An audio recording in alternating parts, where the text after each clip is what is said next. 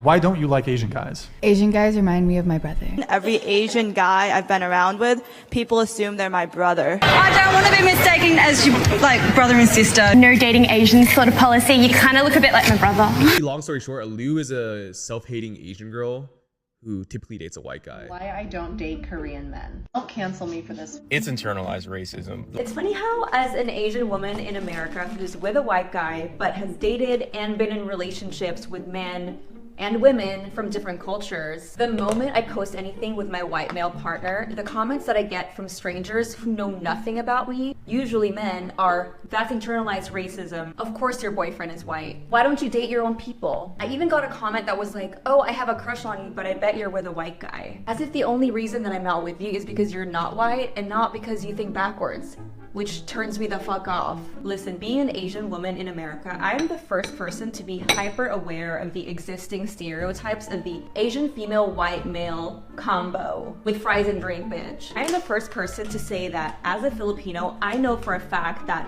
we grew up thinking that white people were the shit. The whiter you are, the better you are, the more attractive you are. That's true and we should acknowledge that. However, first and foremost, men are not entitled to women of their own race. White men are not stealing Asian women from Asian men. The concept of stealing assumes ownership. No one owns Asian women or any human. No one has rights or first dibs over anyone. This isn't the Eras Tour, bitch. You don't get first access to people. The second thing is that we need to remember that when people say Asian men this, or Filipino men that, or Korean men this, people usually mean the culture, not necessarily individual people. So let's not generalize all men, but to men, let's consider where women are coming from when they say these things. Someone on TikTok had said this, but I feel like when women of color date outside of their race, they do it sometimes to escape some form of toxic masculinity that they know too well from within their culture. But of course, toxic masculinity exists in probably all cultures. It just looks different from what you grew up with. So really, when people date outside of their race on purpose,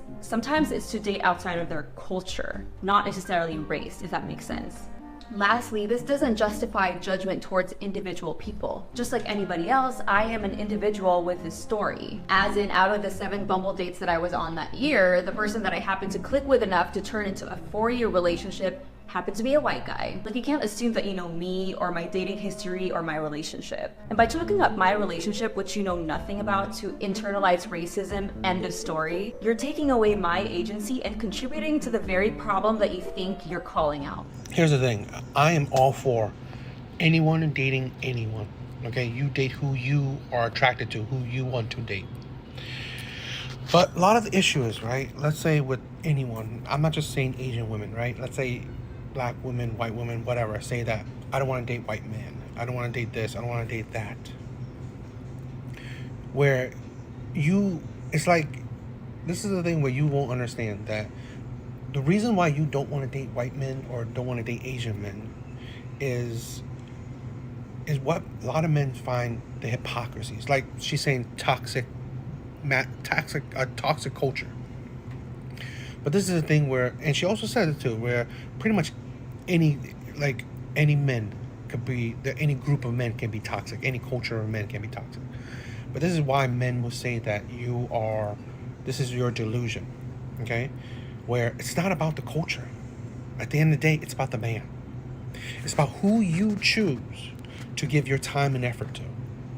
This is why I find this, like, let's say this, right? I personally, my dating history has been predominantly black women. But I would never say that, oh, I want to date Asian women.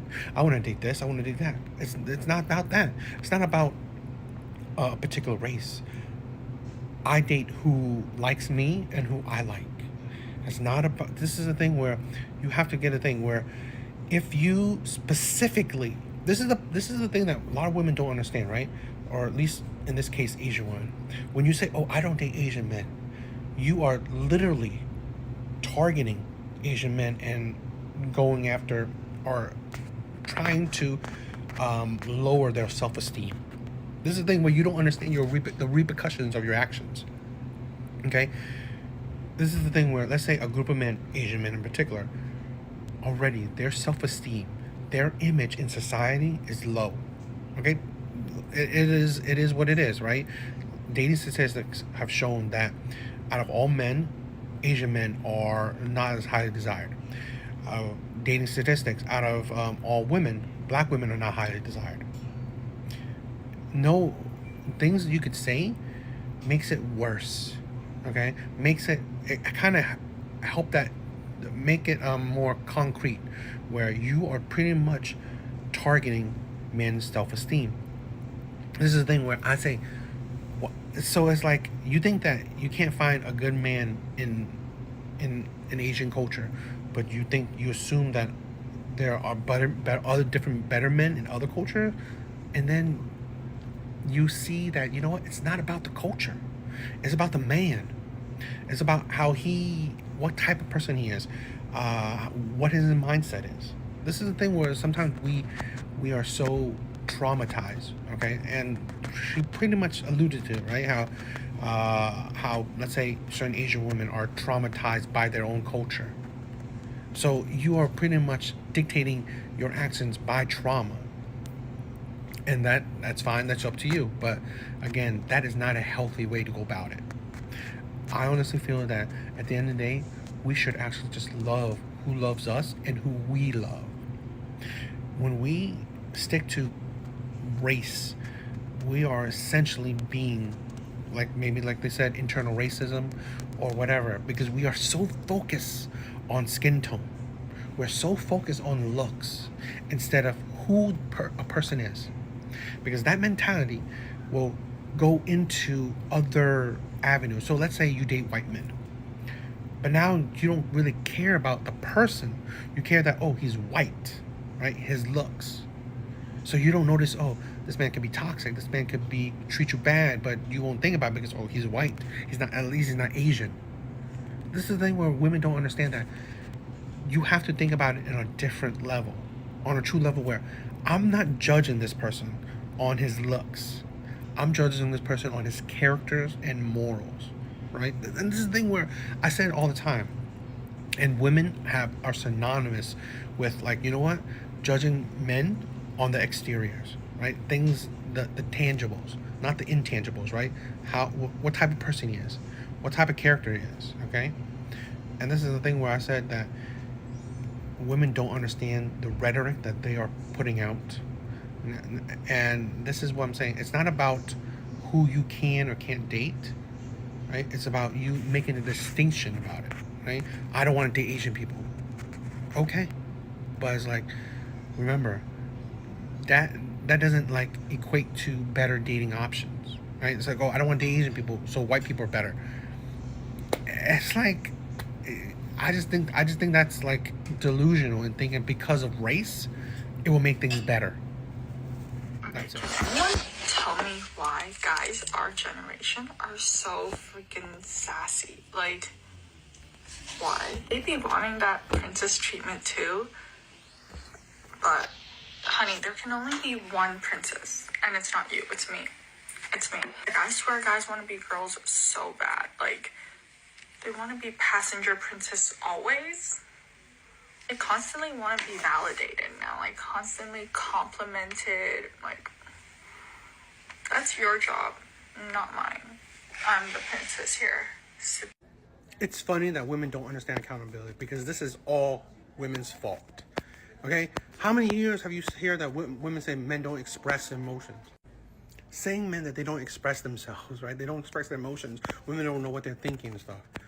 Now men are expressing themselves. They're telling you how they feel. Okay? And this is the thing, right? What about equality that women are fighting for? You're asking, you want to work? Cool. Right? You want to work. So why is it that it's only equal one way? Why do women are the only ones who are allowed good treatment?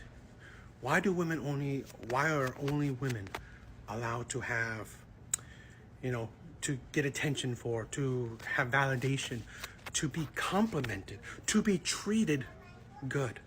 Why is it only women allowed that? So now, right, new age men, they want to be treated right. They want to be respected. They want to be cared for. They want to be thought about. They want to be complimented. They wanted to be treated well. And you call that sassy. To be treated well. to express your emotions, to be emotionally intelligent, which women constantly bag men on. So being emotionally intelligent is actually knowing your feelings and expressing it. But no, what do? They insult men, again, calling them sassy, okay? Using insulting language against men that express themselves, that want good treatment. And now that's the problem. And talking about job, really?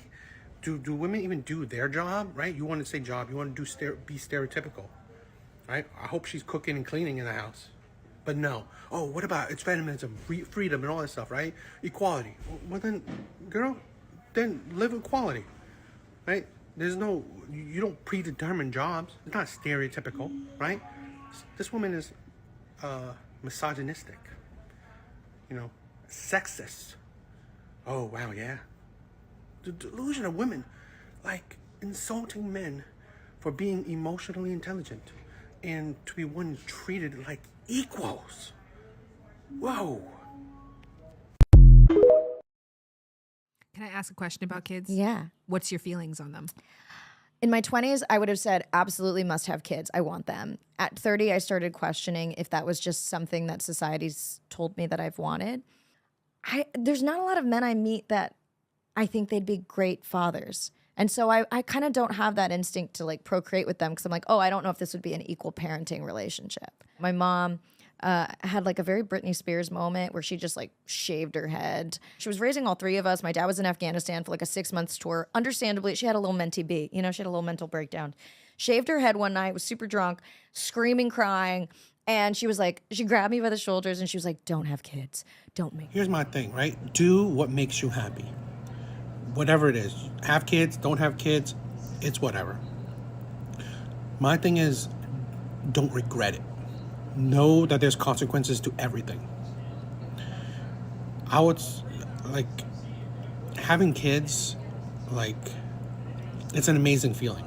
But it's painful too. But this is the thing where you have to know what you're doing. I saw this other video where an older man, he's like in his 60s, 70s. And he said that he does regret not having kids because he's alone. I mean, he has friends and all that stuff, but I mean, at the end of the day, your friends, they have lives, right? Your family, if they are still alive, they have lives of their own. At the end of the day, he said that now he probably have to eventually look into hospice or,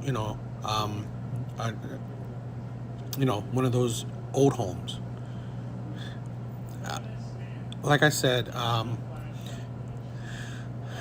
sometimes we live so much in the moment that we don't think about our future well enough. And that's something that a lot of people, come to regret. We hear this all the day, right? Women, even men, right? Complain that they lived a single life and now at a certain age, it's too late. It's too late to do anything. I would say one of the most valuable commodity human beings have is time. You cannot get back time. The time you waste, it's gone. It is gone forever. And this is where I said, be very cautious. Be very, be thorough on what you're doing with your life. Because when you regret it, it's going to be too late. And a lot of people can regret it, and let's say this, especially women. I'm not saying it's impossible, to have kids in your 40s and so on, but you make it harder. And then you make it also dangerous for your life. So if you don't want to have kids, great. More power to you. Problem is, then down the line, you regret it. Well, if you want to live life in regret, then that's up to you, right? I would say understand the consequences. If you're not going to have kids, know that there are consequences to it. If you go and have kids, there are consequences to that too. And sometimes we are, like I said, we're so focused on the here and now, we neglect our future selves. And I've been there, right? Where right now I'm like, man, my past self really screwed me over. You know, that's something we should think about more. And on the second note, that it's funny that she said that she's met no man she's met no man that she felt would be a great father. This is a thing with a lot of women, where they repeat that cycle of being attracted to and attract terrible men that she sees as unqualified for marriage and relationships. That is something that people need to reflect on themselves, right? Why are they attracted to these type of men? Why are they? Because I know that there are good men out there. There are good men that will be good husbands and good fathers. I love my kids, right? So, you know, this is the thing where we need to reflect on, we need to have better self-reflection. We're just making our future selves suffer by the crazy things we do.